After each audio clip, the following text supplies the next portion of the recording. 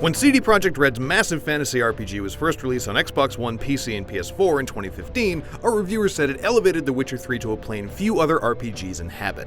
4 years later, all of that original content, along with its 16 free DLC packs and 2 of the best paid expansions in recent memory, has come to the Nintendo Switch.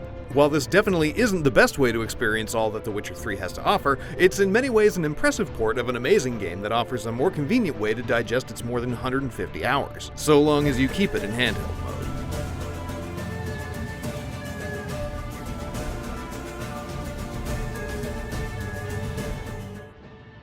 The Switcher 3, as it's affectionately called by some, is demanding enough that even in handheld mode it has to run at a mere 540p instead of the Switch screen's native 720. But that's rarely a distraction from the lush forests, cobbled streets, and snowy mountains of its well-varied world. Certain sacrifices, such as decreased draw distance and lower quality textures, are definitely more visible in certain areas than others, but they don't degrade the small screen experience in a meaningful way. The magic of Geralt's bobbing hair and the impressive lighting effects quickly fades, however, when you dock the Switch to play it on the big screen. The Witcher 3 only outputs at 720p when it's docked, and boy does that ever drag every one of its downgrades into the harsh light of day.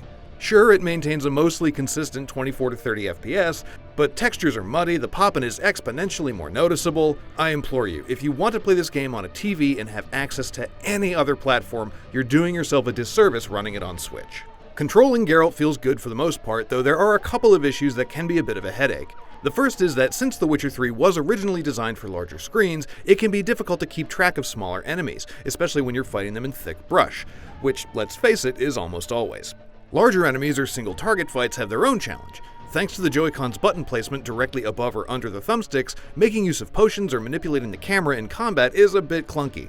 It was only a real problem in the more difficult battles, such as contract monsters or certain bosses, but was enough to make the already lengthy loading screens between death and another attempt a bit more frustrating. Sure, it's not an issue if you're playing with a Pro Controller, but that's not a great option if you're running it in handheld mode, which, again, is the only way that I can in good conscience recommend you do. For more on The Witcher 3, check out our Switch vs PS4 Pro graphics comparison, or where to find some of the best gear in the game for those of you diving back in. For all your other monster hunting needs, you're already in the right place here at IGN.